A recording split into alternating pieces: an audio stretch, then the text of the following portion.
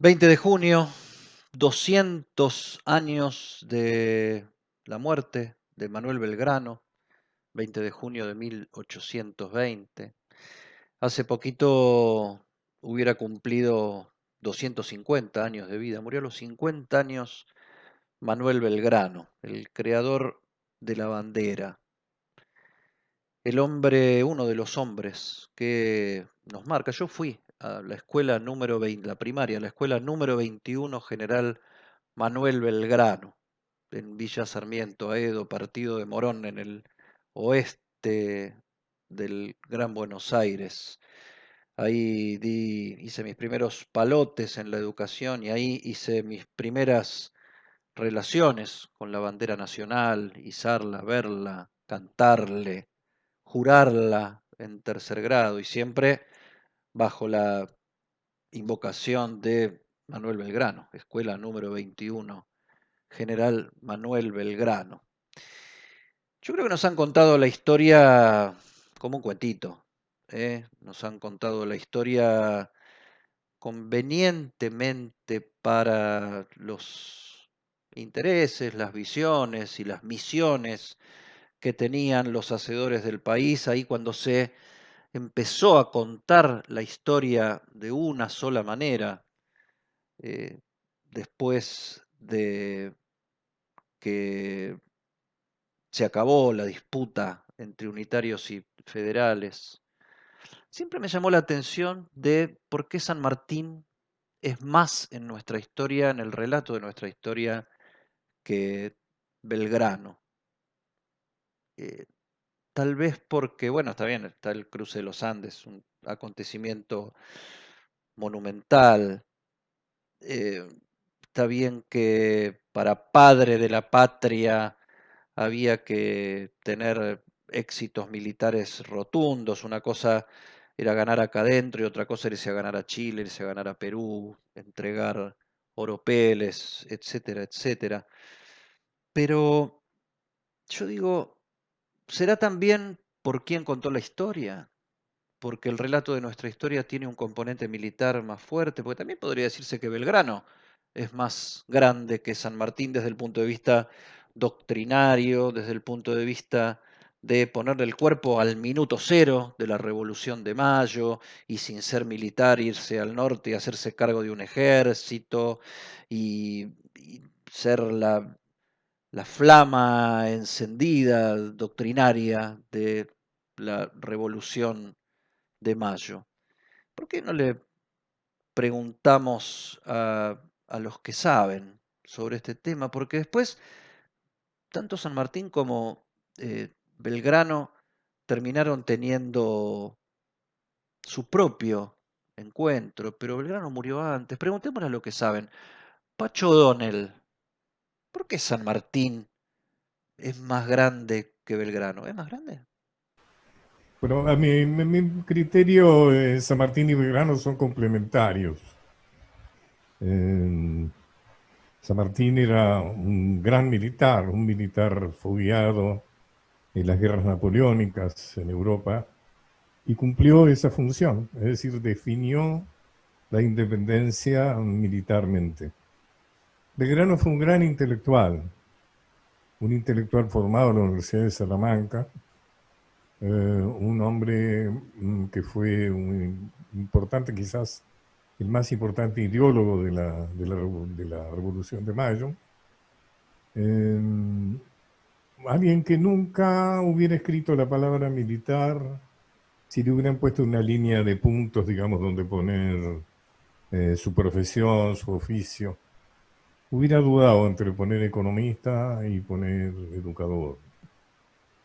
Eh, Fue un hombre además con una gran sensibilidad social, o sea, un hombre que vivió prácticamente contemporáneamente la Revolución Francesa cuando estaba en Europa, muy imbuido de todos los principios de los derechos del hombre, muy imbuido de todas las ideas nuevas que circulaban en ese momento. Inclusive conoció personalmente a Adam Smith, ¿no? En la parte económica, porque él estudió leyes, pero lo que más le interesó fue la parte económica. Él, por ejemplo, digamos, tradujo a los Fisiócratas, que era la escuela económica más en boga. En esos tiempos lo tradujo al español. Y, por ejemplo, mira, fíjate vos, permanentemente uno puede trazar una línea de Belgrano, se puede tomar varias aristas, vamos a tomar una, y es el hecho de su sensibilidad social, como decía. Él es el primero que propone escuelas gratuitas populares para niños sin medios económicos que no se podían costear una educación privada.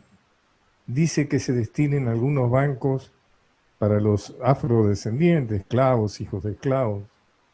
Inclusive habla de la mujer, o sea, en la idea de que debería ser educada para trascender el destino de aquella época, que era saber labores hogareñas para el casamiento, que por otra parte eran casamientos que se decidían generalmente de los padres, ¿no es cierto? Pero fíjate, por eso cuando se produce la Revolución de Mayo, no hay jefes militares del lado revolucionario. Hasta que llega San Martín, enviado por Inglaterra, la York Canning nada menos, que colabora con la independencia de las colonias españolas porque de esa manera sí amplía su mercado. Pero lo hace como si no colaborara, en fin, no manda sus propias tropas, no manda a sus propios oficiales, sino que recluta en Londres, Miranda, ¿no es cierto?, se ocupa de eso, el venezolano, de reclutar a los jefes indianos que se habían destacado. Ahí van O'Higgins, ahí va Vidal, ahí va Nariño, Bolívar, etc. Pero mientras tanto es Belgrano y Castelli lo que se tienen que hacer cargo de ejércitos, cosa que a Belgrano no le interesaba ni le gustaba, pero lo hizo como una concesión patriótica, ¿no? Fíjate vos, hace poco tuve que hablar de Belgrano en el litoral, ¿no? ¿Qué es lo que hizo Belgrano en la campaña al Paraguay? Que es una campaña de la cual no se habla demasiado. Pero fíjate vos lo que es el mensaje de Belgrano a los naturales de las misiones, es decir, a los pueblos originarios. Todos los naturales de Misiones son libres, gozarán de sus propiedades y podrán disponer de ellos como mejor les acomode, como no sea atentando contra sus semejantes. Les está hablando de los guaraníes, ¿cierto? Suspensión del tributo por 10 años hasta que puedan producir y también vivir dignamente. Establecimiento de escuelas gratuitas de primeras letras, artes y oficios. Fomento del comercio de los productos de las comunidades, es decir, el mate, la hierba, ¿no es cierto?, lo que era el algodón, lo que se decía. Igualdad absoluta entre criollos y naturales. ¿Escuchaste? Igualdad absoluta entre criollos y naturales. Habilitación para ocupar cualquier empleo, incluso militar y eclesiástico. Expropiación de las propiedades de los enemigos de la revolución. Reparto gratuito de esas tierras entre los naturales. A los pueblos originarios les ofrece una reforma agraria. Por supuesto que está haciendo, podría seguir, hay varios más, pero son de la misma índole. Los está convenciendo de incorporarse al proyecto revolucionario, cosa que Paraguay no hacía, se negó a hacer, ¿no es cierto? Paraguay se negó a aceptar la autoridad de la Junta de Mayo. Pero quizás es la parte más interesante, la más desconocida. Sí, la pregunta tuya es correcta en el sentido de que hay la historia oficial, la historia liberal, la historia porteñista, antipopular, la que aún ahora sigue con variaciones, con cambios de nombre, etcétera, pero sigue rigiendo, digamos, lo que sería digamos, lo autorizado, digamos, de nuestra historia. Es una historia militarista. Entonces a Belgrano, Belgrano, lo suben a un caballo y le cuelgan una espada al costado. Pero fíjate vos, yo te sigo hablando de Belgrano. Fíjate vos, imagínatelo en el norte, el escenario de guerra tan tan árido, ¿no es cierto?, como la Puna, la zona andina, donde está librando batallas, algunas gana, otras pierde, Tucumán, Salta, Vincapuja, Tucumán. Cuando le dan un premio por la batalla de Salta, dona ese premio para que la fundación de 4 escuelas, impresionado por la pobreza de esa zona, a lo mejor en época actual volvería a impresionarse. Sobre todo porque pensaba que la dignidad, la posibilidad de que las personas salieran de esa miseria que a él lo golpeaba, era la educación, el trabajo, la creación de oficio. Y él dicta increíblemente en ese escenario un reglamento para el maestro. Cuando dice maestro, por supuesto, está hablando maestro, maestro. Pero fíjate vos que esto, si lo escuchamos con atención, es prácticamente un proyecto de gobierno. Este es el país que él quería. El maestro procurará con su conducta en todas sus expresiones y modos inspirar a sus alumnos amor al orden, respeto a la religión, moderación y dulzura en el trato, sentimiento de honor, amor a la verdad y a las ciencias, horror al vicio, inclinación al trabajo, despego del interés. Ahí entramos en una zona belgraniana. Despego del interés, desprecio de todo lo que tienda a la profusión y al lujo en el comer, vestir y demás necesidades de la vida. Eso Belgrano lo repetirá en distintas instancias. Y un espíritu nacional que les haga preferir a los alumnos el bien público al privado y estimar en más la calidad de americano que la de extranjero. Te lo repito. Y un espíritu nacional que les haga preferir el bien público al privado y estimar en más la calidad de americano que la de extranjero. Esto debería estar en todos los escritores de nuestros dirigentes públicos, privados. Además, fíjate vos cómo hace referencia clara a la importancia de lo público. Es interesante porque, como sabemos, Belgrano, cuando era secretario del Consulado General, abogaba por el comercio libre, porque de alguna manera, de esa manera, estaba asiderando el poder virreinal, porque el poder virreinal se basaba en el monopolio del comercio por parte de la metrópoli, o sea, España le exigía a sus colonias la exclusividad del comercio, obvio, si no, ¿para qué sirve la colonia? Y entonces la insistencia de Belgrano, también Moreno en la representación de los hacendados, en que se libere el comercio, es decir, que se comercie con otros países, sobre todo con Gran Bretaña, era una forma de siderar el poder virreinal. Cuando se produce la Revolución de Mayo, Belgrano se transforma en un estatista, en un intervencionista, lo acabamos de leer, de un Estado fuerte que debe financiar la revolución, pero que también debe promover industrias, debe promover trabajo. Belgrano, como economista, habla muy pioneramente del valor agregado, que las materias primas no deben ser exportadas en crudo, sino que se le debe agregar un valor. En fin, ese es Manuel Belgrano. Nunca hay que contrastarlo con San Martín. Cumplieron 2 funciones, fueron 2 personas muy bellas, además que se llevaron muy bien entre sí. San Martín, cuando Belgrano es llamado a Buenos Aires para rendir cuenta por sus derrotas en Vilcapugio, Auzahuma protesta y dice, es lo mejor que tenemos. Y no se está refiriendo tanto a sus condiciones militares, sino a sus condiciones humanas.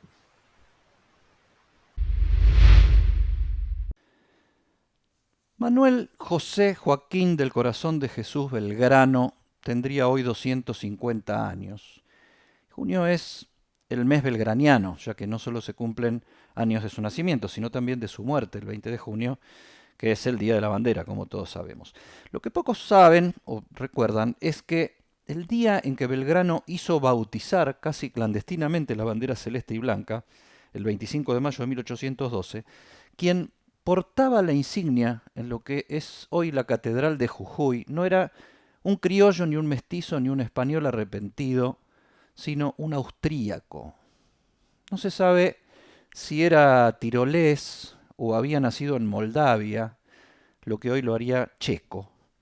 Pero Eduard Ladislaus Kaunitz von Holberg, que así se llamaba el personaje del que les hablo, era oriundo del viejo imperio austríaco y había combatido con bastante buena fama a las órdenes de la corona española, en cuyo ejército consiguió el grado de primer teniente de guardias valonas. Los oficiales de las guardias valonas, originarias de Valonia, que es la región actual germanófona de Bélgica, eran considerados temibles. Se los reclutaba por su físico trabajado y esbelto y se los adiestraba en las misiones más temerarias, como encabezar asaltos o retiradas, o incluso prepararlos con delicadas acciones previas de espionaje.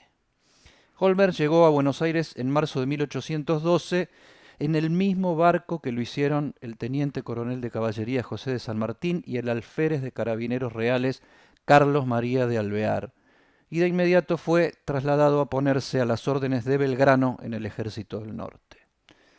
Belgrano, que era militar casi por casualidad, o más por pasión que por vocación, adoptó a este bravísimo prusiano casi como su otro yo. Hoy le diríamos mano derecha, y parece que era dura la mano del barón Holmer.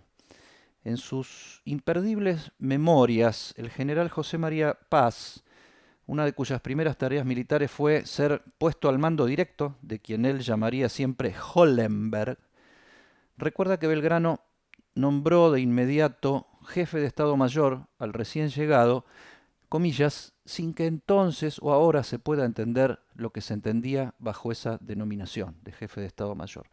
Interpreta el manco Paz que al dar al varón un título que nadie entendía, solo se quiso halagarlo porque se tenía de él la más alta idea en punto a conocimientos militares y prácticas de la guerra.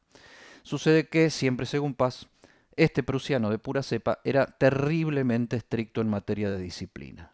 Aplicaba a sus subordinados el máximo rigor y era inflexible ante las faltas o desobediencias. Afirmaba que había que combatir la mala costumbre de la siesta.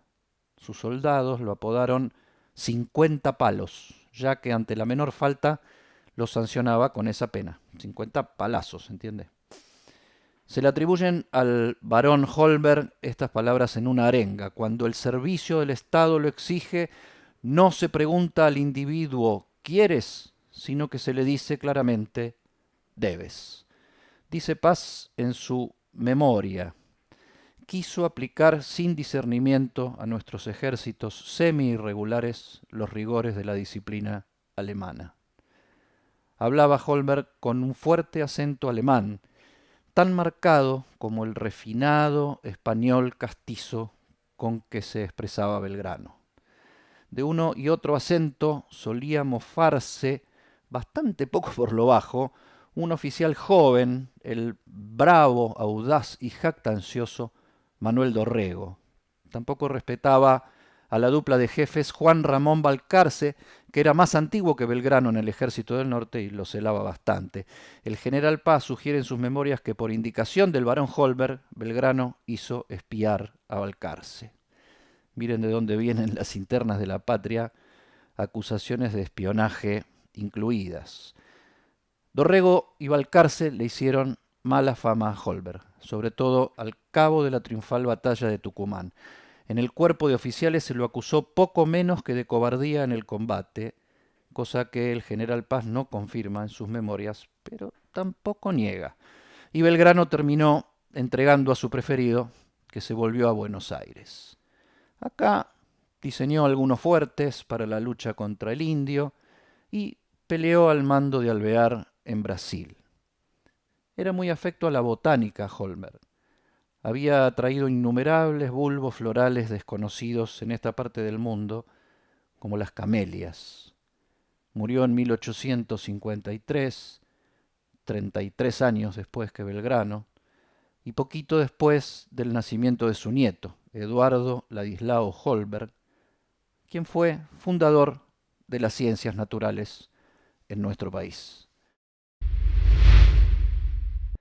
Belgrano fue cuestionado por sus modales refinados, su elegancia, al punto de que se hizo famoso el rumor sobre su inexistente homosexualidad. En su libro, el historiador Daniel Balmaceda afirma que Belgrano era un dandy. ¿Por qué Belgrano era un dandy, Daniel? Belgrano fue una persona de gustos refinados desde toda su vida. El tema es que hacia 1815, cuando viajó a Londres con, con Bernardino Rivadavia en misión diplomática, allí Belgrano tenía 45 años, los dos adoptaron el dandismo, la moda que venía ya teniendo algunos años, pocos años, en Europa, sobre todo en Londres, casi por una necesidad hasta protocolar, porque estos dos enviados desde el Río de la Plata necesitaban eh, tratar con gente de la corte, reunirse con funcionarios y estar vestidos con calzón corto, medias de seda, zapatos de charol con hebilla, frente a una moda que se imponía, la del dandismo, que eran pantalones bridge, lo que decimos siempre, ¿no? Las calzas de Belgrano, en realidad eran pantalones bridge. Eh, También esos lazos, ¿no? En el cuello, porque vamos a ver que en aquel tiempo los hombres de 1810, 1820 se tapaban el cuello, eran muy coquetos, no mostraban la papada.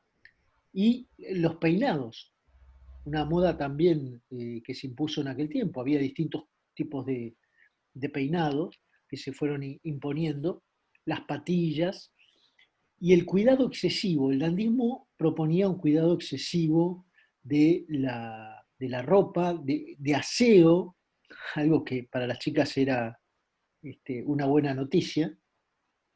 El, y Belgrano adoptó esta moda, que incluía además gustos refinados, como dije, porque se decía que el dandy tenía maneras más suaves, e inclusive, para explicar cómo era la, la, la cualidad del dandy, se decía que tenía características afeminadas.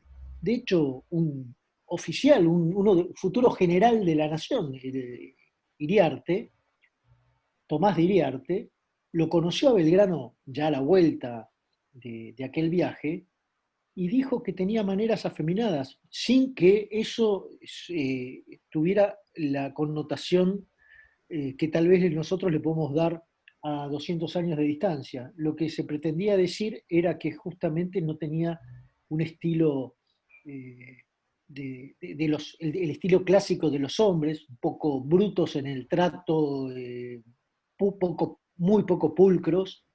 Claro, insisto que esto a las mujeres les encantaba, una persona de trato más dulce, que se perfumaba, que cuidaba su aspecto, sin duda, en esa época en que nosotros los varones olíamos muy mal y que hombres como Rivadavia y Belgrano llamaban mucho la atención. La historia oficial apartó a San Martín y a Belgrano de Juan Manuel de Rosas, como si unos hubieran estado por un lado y otros hubieran estado por el otro. Pero Juan Manuel de Rosas crió un hijo de Belgrano y San Martín le dio su sable corvo a Juan Manuel de Rosas. ¿Por qué la historia oficial apartó a San Martín y a Belgrano, nuestro Belgrano del 20 de junio, de Juan Manuel de Rosas, Pacho Donel? La historia separa a San Martín y a Belgrano de Rosas. Bueno, los hace objeto de operaciones a los tres. Opera sobre los tres. De San Martín no sabemos lo que piensa. Nos cuenta que subió a los Andes, libró batallas, pero si le preguntamos a alguien en la calle, ¿qué pensaba San Martín? No nos contaron qué pensaba San Martín.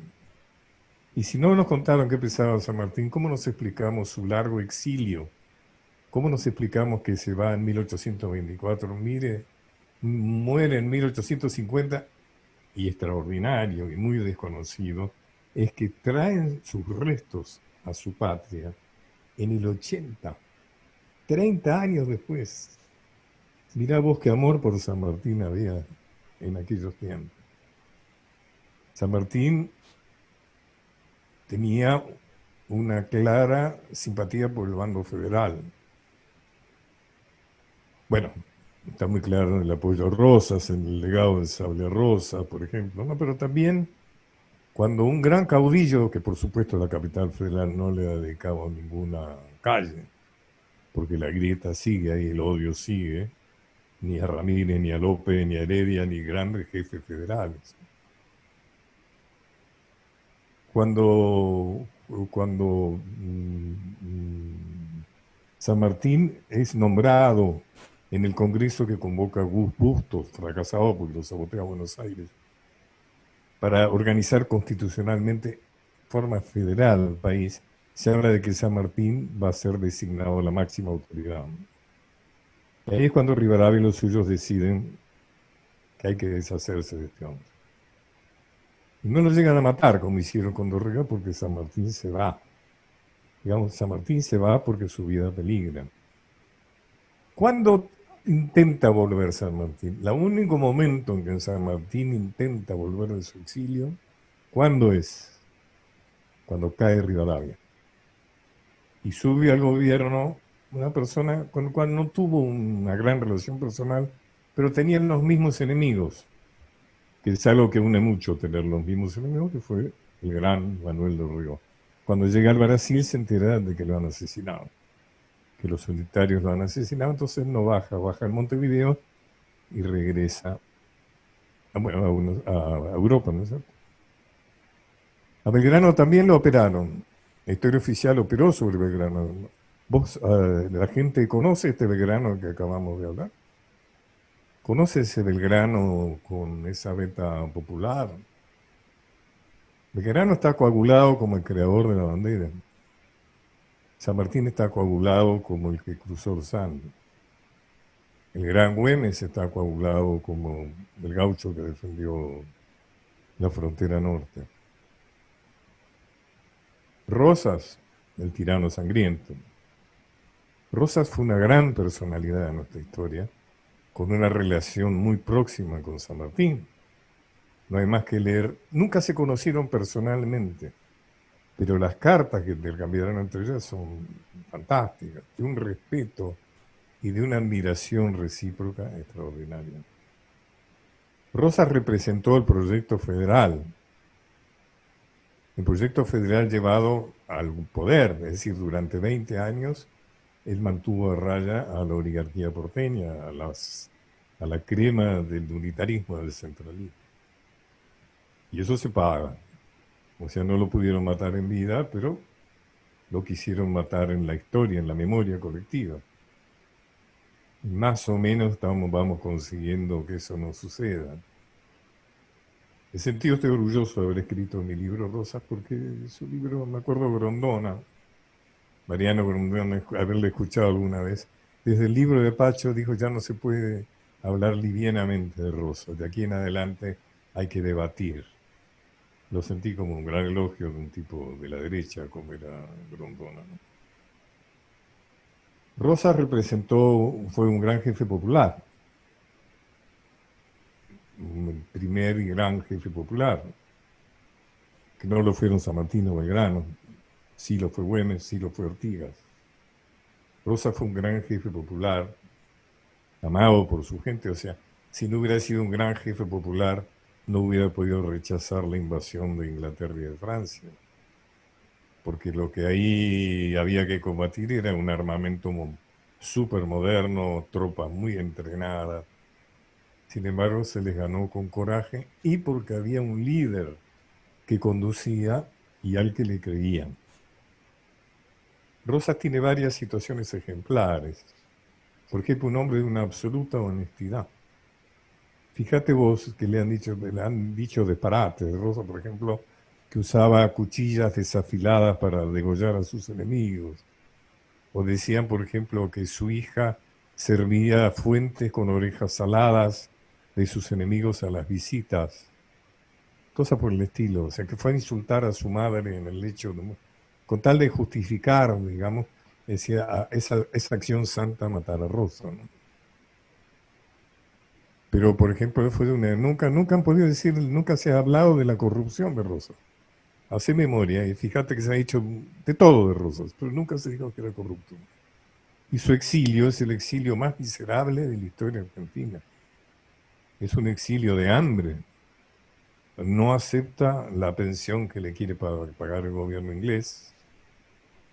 No acepta ninguna pensión y vive de lo que cultiva en su finquita ahí en Southampton, digamos. Pero bueno, Rosa es una gran figura. Yo sé que no es fácil decir ser rosista, digamos, que a uno lo califiquen, porque es tanta la mala fama, se ha operado tanto, o sea, la historia oficial ha operado tanto por el riesgo, porque si trasciende, si se elogia, si se comprende lo que significó Rosas, es un tipo peligroso. Es un tipo peligroso como el Che, como Evita, como esos personajes que representan algo riesgoso para el poder. Junio es el mes de Belgrano, 20 de junio, 200 años del fallecimiento de Belgrano, aniversario redondo, Belgrano, uno de los hombres más importantes de nuestra historia. Pero junio no es solo el mes belgraniano, porque el 17 de junio, en realidad el feriado fue el 15 porque se mueve, el de Belgrano no se mueve, evocamos los 199, no 200, 199 años de la muerte de Martín Güemes, el caudillo salteño. Los dos murieron en junio. Belgrano también había nacido en junio. Pero Martín Miguel Juan de la Mata Güemes Montero de Goyechea y La Corte y Manuel José Joaquín del Corazón de Jesús Belgrano tuvieron mucho más que ver que el lugar actual en nuestras efemérides. Tuvieron que ver mucho en sus días reales, en la vida real. Primero hay que entender la diferencia entre los dos. Güemes, hijo del tesorero de la corona en Salta, era militar de carrera, se enroló como cadete a los 14 años en la compañía del tercer batallón del Rey. Con 21 años fue trasladado de Raje a Buenos Aires porque se venían los ingleses para la primera invasión. Estuvo al mando de Liniers. Dicen que copó una fragata inglesa a caballo, porque el río había bajado y estaba bastante seco y se podía cabalgar. La Junta Gubernativa del Reino de Sevilla, por su desempeño en las invasiones, lo ascendió a subteniente del regimiento de infantería porteño y en 1809, en una de sus primeras decisiones como último virrey, Cisneros lo trasladó a la guarnición militar de Salta. Güemes se alzó contra las autoridades españolas estando destacado en Humahuaca, recién en agosto de 1810, y sus hombres gauchos que manejaban el caballo y el terreno con maestría y con audacia, se fueron haciendo fama de infernales, que así se los terminó llamando, los infernales del norte, los infernales de Güemes, que le abrieron paso al ejército de Belgrano desde Humahuaca, y eran infernales porque te volvían loco, entraban por cualquier lado, más que la guerra convencional en el campo de batalla, hacían guerra de guerrillas, de noche, de madrugada, se te aparecían por cualquier parte. Al igual que Belgrano, Güemes tenía una educación refinada, era de clase alta, pero el cuartel militar desde los 14, el gauchaje, estar en contacto con los gauchos que eran su tropa, y del lado de frente el cerrado conservadurismo de la sociedad salteña de entonces, que era muy hispana. Le habían impregnado un discurso vulgar con la tropa y un marcado encono contra los ricos en su desempeño como caudillo político, porque Güemes tenía ambiciones políticas, a diferencia de Belgrano, que tenía posturas políticas. Escribió el general Paz en sus espectaculares memorias, leo: cuando se proclamaba, solía hacer retirar a toda persona de educación y aun a sus ayudantes, porque sin duda se avergonzaba de que presenciaran la imprudencia con que excitaba a aquellas pobres gentes a la rebelión contra la otra clase de la sociedad. La otra clase de la sociedad, decía el Manco Paz, agregaba después: este demagogo, este tribuno, este orador, carecía hasta cierto punto del órgano material de la voz, pues era tan gangoso, por faltarle la campanilla, que quien no estaba acostumbrado a su trato sufría una sensación penosa al verlo esforzarse para hacerse entender, pero tenía para los gauchos tal unción en sus palabras y una elocuencia tan persuasiva que hubieran sido en derechura a hacerse matar para probarle su convencimiento y su adhesión, su lealtad. Parece peronista Güemes en este relato del Manco Paz. Hay que decirlo, el Ejército del Norte fue en gran medida fruto de la improvisación y a la vez un espacio de internas cruzadas entre gente de ideas muy apasionadas, muy pocas pulgas, pero distintas procedencias y distintas visiones de la revolución. Belgrano terminó echando a Güemes del Ejército del Norte, lo trasladó a Buenos Aires y escribió después: las virtudes y servicios militares de este individuo no son tantas ni de tanto valor como se ponderan vulgarmente. Virtudes, ciertamente, no se le han conocido jamás, y sus servicios han sido manchados por ciertos excesos, o mejor diré, delitos, de los que tengo fundamentos muy graves para creerlos, aunque no documentos. Por lo que lo mismo considero que no podrá ser útil en este ejército que trato de depurar de toda corrupción a toda costa. Parece que Güemes se había sobrepasado con alguna dama en alguna incursión del ejército del norte y era tan ambicioso en su voz de mando que tal vez Belgrano sintió que Güemes le hacía de algún modo cierta sombra, tal vez. Para congraciarse y recuperar terreno, tiempo después, Güemes, anoticiado de las tensiones de Belgrano con las autoridades porteñas, le escribió con su tono anti-establishment: hace usted muy bien en reírse de los doctores, sus vocinglerías se las lleva el viento.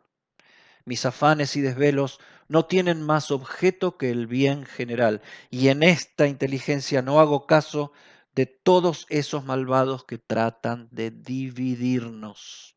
Así pues, trabajemos con empeño y tesón, que si las generaciones presentes nos son ingratas, las futuras venerarán nuestra memoria, que es la recompensa que deben esperar los patriotas. Güemes, despreciado y temido por el poder político y económico, fue rehabilitado por San Martín. Recién después lo rehabilitaría Belgrano. San Martín lo ascendió militarmente y fue reconocido a tal punto que terminó siendo gobernador de Salta y terminó entrando a la historia oficial con su guerra gaucha por la independencia y sus infernales.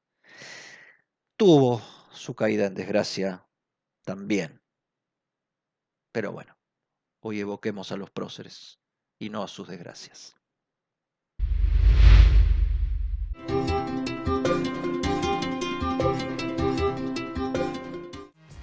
Conoce los canales alternativos de Banco Provincia y realiza tus operaciones de forma rápida y segura desde donde estés.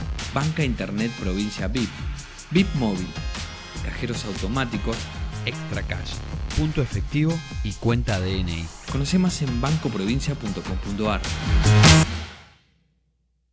Protegete del coronavirus. Quédate en casa. Respetá el aislamiento social preventivo obligatorio. Si tenés que salir a hacer compras, mantené la distancia preventiva. Ante cualquier duda, comunicate al 147, al 107 o por WhatsApp al 11 50 50 0147. Legislatura de la Ciudad Autónoma de Buenos Aires. Si tenés que salir a la calle, ahora es obligatorio el uso de tapaboca. Te cuidas a vos y a todos los vecinos. Para más información, entra en la web o chatea con la ciudad. Buenos Aires Ciudad. En su momento fueron personas reales. Caminaban al aire libre, se mojaban cuando llovía, iban al baño, se enjuagaban los dientes, en el mejor de los casos. Eran personas normales. Tenían anécdotas. Daniel Balmaceda, ¿cuál es la anécdota mundana que más rescatás de Manuel Belgrano? Resulta muy curioso ver la manera en que se relacionó con Josefa Ezcurra. Él tenía unos 32 años, Josefa 17, 18, se conocieron en una fiesta en la casa de Zarratea y a partir de allí iniciaron una relación. Esto fue en 1802. El tema es que el padre de Pepa, como le decían a Josefa, se llamaba Juan Ignacio Ezcurra, y no le pareció que la relación tuviera que formalizarse. Y le escribió a un sobrino que él tenía en la Tierra Vasca, Esteban de Ezcurra, y le hizo ir a Buenos Aires para casarse con su hija. Así que Belgrano conoció a Josefa en 1802 y en 1803 ella ya estaba casada con el primo, con Esteban. Ahora, ¿qué fue lo que ocurrió?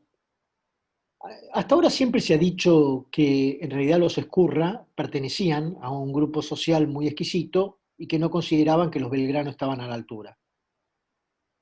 Es relativo, puede haber sido algo por ese lado.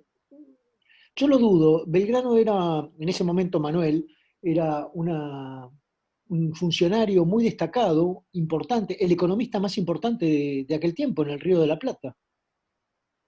Era un buen candidato. La familia Belgrano tenía un buen pasar, pertenecían al grupo de los vecinos honrados, como se le decía en aquel tiempo, a los que estaban, digamos, en la sociedad, pertenecían al grupo social.